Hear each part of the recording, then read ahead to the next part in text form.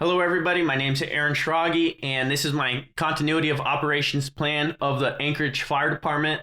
I chose the Anchorage Fire Department because this is where I work, so it just made sense for me. And I thought it would be cool to do some research on the place that I work at and learn more about it, as well as create this cool plan. So, who is the Anchorage Fire Department? The Anchorage Fire Department is an emergency service provider in the state of Alaska. And what this means is if someone has a 911 call where they need either fire or medical help, then this is going to be provided by us.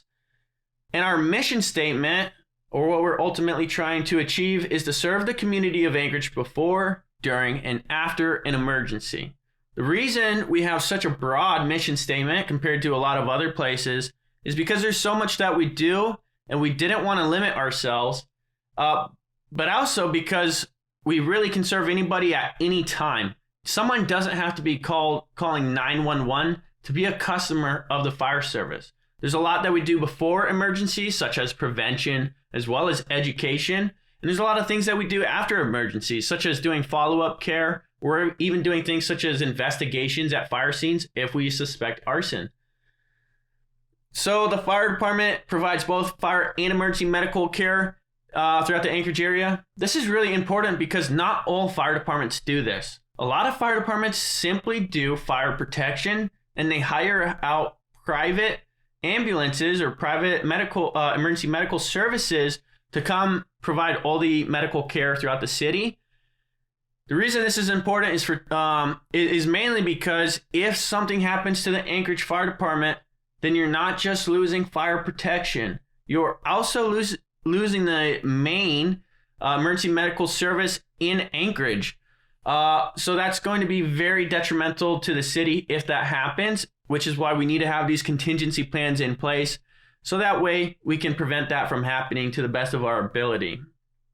The department is staffed 24/7. This is important for two reasons. One, it means that if there is some kind of catastrophic emergency or something that shuts down the Anchorage Fire Department, we're already going to have people on scene who are going to be able to start getting the place repaired or get our critical functions back in service, which we'll talk about those in a little bit. But the other thing to think about is that since we do have people on scene during some kind of emergency, that these people could also be at risk and potentially be hurt during the event. So it's something to think about. The executive summary. So this plan describes the steps to be taken by the Anchorage Fire Department if standard response or capabilities are diminished or lost. So right now, the gold standard that we have set for ourselves for the Anchorage Fire Department is that anywhere in the city, if someone has an emergency, whether it be fire or medical, that we can have a unit there within 5 minutes. So if we're not able to get someone there within 5 minutes, then it means that we have lost our basic capabilities. As long as we had those resources available. And so that should be our main goal. Of course, I have the mission statement here in the executive summary, which is to serve the community of Anchorage before, during, or after an emergency. And then this plan explains the essential function provided by the Anchorage Fire Department during standard operating procedures, as well as during an emergency. This includes responsibilities expected by members of the Anchorage Fire Department, and the plan is a multi-year plan which provides the strategic guidance, objectives, performance measures, and resource requirements for implementing the plan. All right, so let's look at plan testing and the revision process.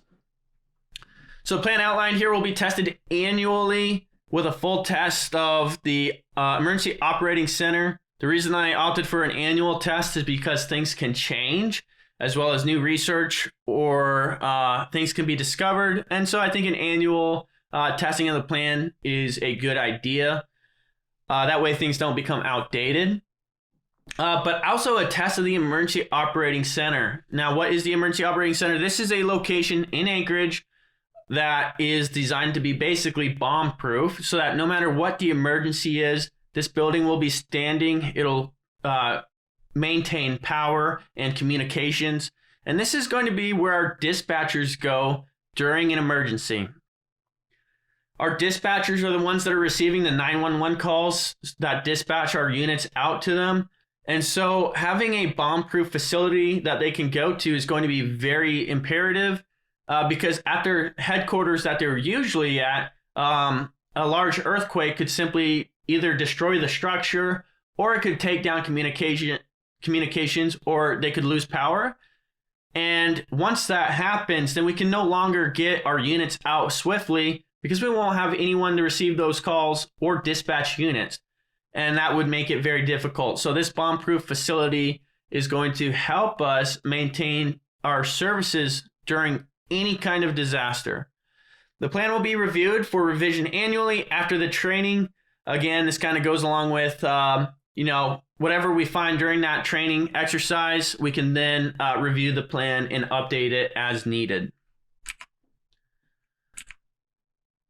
All right, so process and function, getting to the good stuff. The decision process, protocols and standard operating procedures are in place.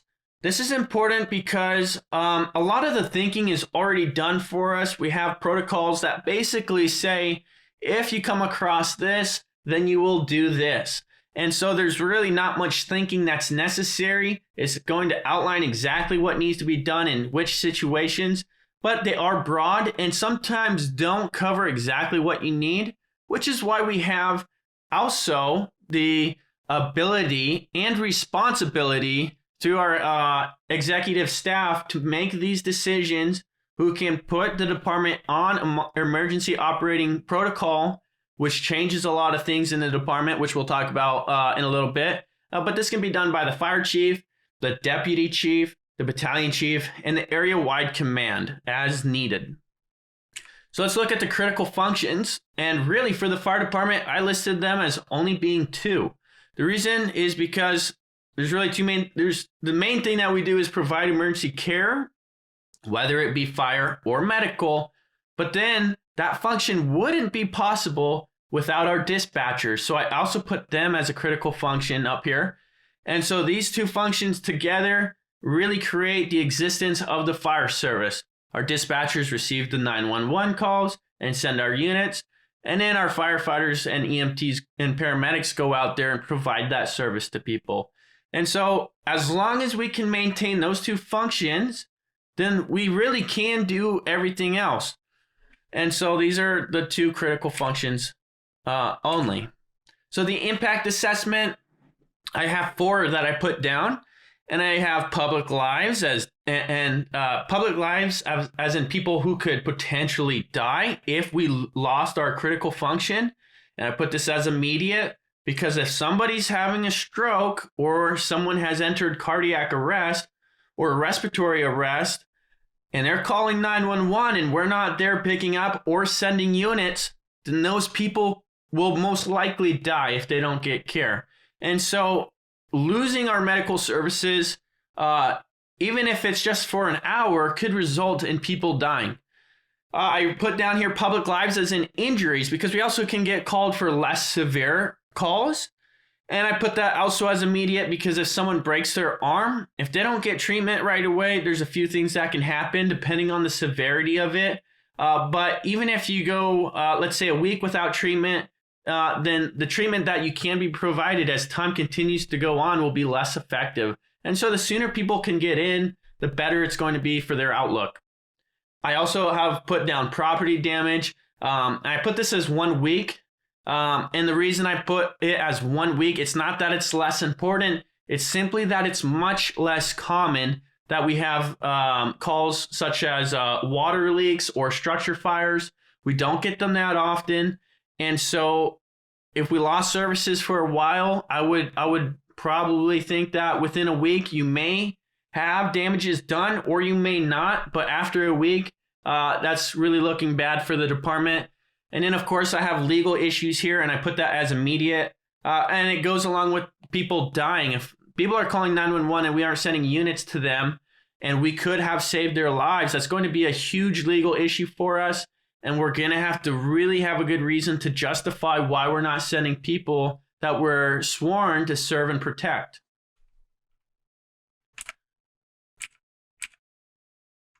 RTO and RPO, recovery time objective. So these are indicators to help determine recovery efforts and restoring the critical functions, which were just the 2, as we remember. And for our recovery time objective, I put 0 for both. We cannot lose these functions at all. As soon as we lose these functions, then you immediately have the possibility that people who need immediate medical care are not going to be receiving it and could potentially die. And so there's simply no time frame that is acceptable to have our services being down. The RPO, or recovery point objective, emergency services. So I put as last backup. This is for our how long we can go without having the data. And so fire reports get done after every call, but they can be delayed. There's no immediate need to get those in. So last backup for that, but dispatch, and same thing with medical reports. Medical reports, you can write them down on paper and they can be uploaded later. So if we lose computer function, that's going to be okay. We can still do it on paper. Dispatching now happens in real time. Phone calls are recorded. Every keystroke is recorded on the computer. So everything is getting logged when someone calls 911. So if we lose that, then you're losing all of that information. And so that's something you'd want to get backup line right away. Resources required to support the critical function. I have the staffing. We have about 320-ish firefighters, depending on the time of the year and how many people are in and out through retirement. Facilities, we have 13 fire stations. Every fire station has a workstation, which is where we have our computers with our databases, as well as phones for contacting other units and stations, which includes our landlines, which every station has. If those landlines go down, we have cell communications and radio communications. And then we have our work vehicles. This includes both fire engines, fire trucks, as well as ambulances. And these are really all required different priority scales, but they're all going to be important for making sure that our critical functions are available. Last, we have our vital records. There's 2 types of records that must be recorded. We have fire reports and EMS reports. The fire reports, those ones can be delayed. They're not as important. There's not as much of a time constraint on those.